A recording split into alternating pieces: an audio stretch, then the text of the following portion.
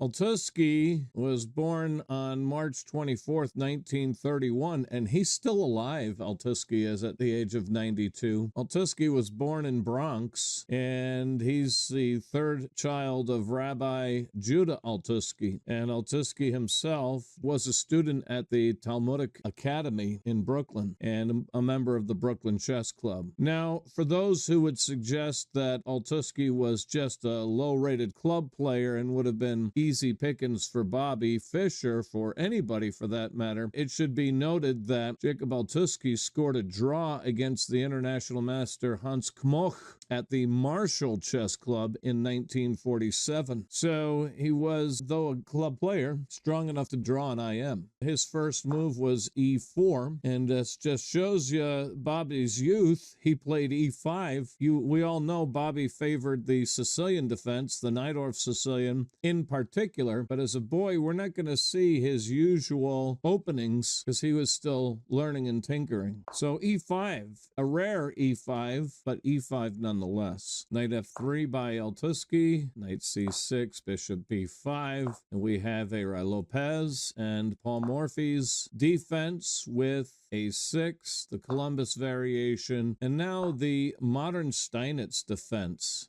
Now d4, b5 hitting the bishop, and bishop b3. The most common and the book line is knight takes d4, knight takes d4, e takes d4, bishop d5, rook b8, bishop c6 check is answered by bishop d7, and after takes, you get queen takes d4, and knight f6.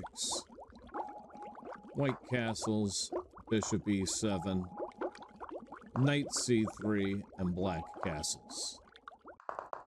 That was not played. Let's go back. Bobby with bishop g4. Now, bishop takes f7. And I'm giving this a question mark at least, if not a double. This obviously is a idea that works in some circumstances, but not in this one. Yet this has been played quite extensively at the amateur level. What's shocking is that White has won with this crazy move at the amateur level nearly 1,000 times. Of the amateur games we have a record of, something like 3,000 times this nonsense has been tried, and 1,000 of those 3,000 White has won. I'll tell you how here in a moment, but it's not as good as it looks. The idea, of course, is after takes, the folly continues with knight g5 check. And since you have to get out of check, I can take your bishop on the next turn, and I've pocketed a pawn. But this only works, and White only wins if black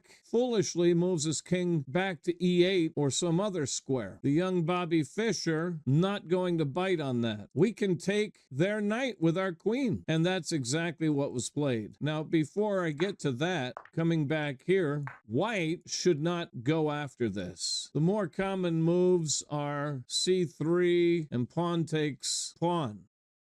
And then, of course, he should not come after this. His last remaining chance to keep the fight alive would be d5, albeit a losing fight, but he could hope for a move like knight a5, in which case he can get some counterplay. Of course, the correct move is knight d4. But if black plays knight a7 or knight a5, let's say, even worse is knight a7, but either or, then knight takes this pawn check, and you do have that concept of pawn takes knight, queen takes here.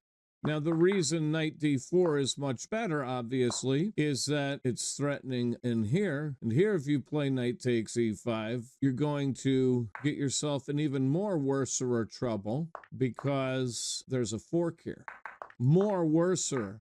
All right, but obviously the entire premise of bishop takes the pawn is that you're going to get a discovered attack on the bishop. It's faulty thinking. It's an illusion because we can get out of check. We don't mind giving up our queen because we're getting their queen. Well, Fischer played this and Altusky's eyes were suddenly opened to the reality of his error, and he resigned on move 8. So again, let's note that the only two options are save your queen queen somehow, and then black can save his queen. Let's say, for example, here, and then queen g6, even though this loses the bishop, now I've got queen takes e4 check, etc., and my knight coming in. The only other option is bishop takes queen, and then bishop takes queen, and you get this setup here. Black has a full piece in his pocket. So 8 moves, and Altusky resigned right there.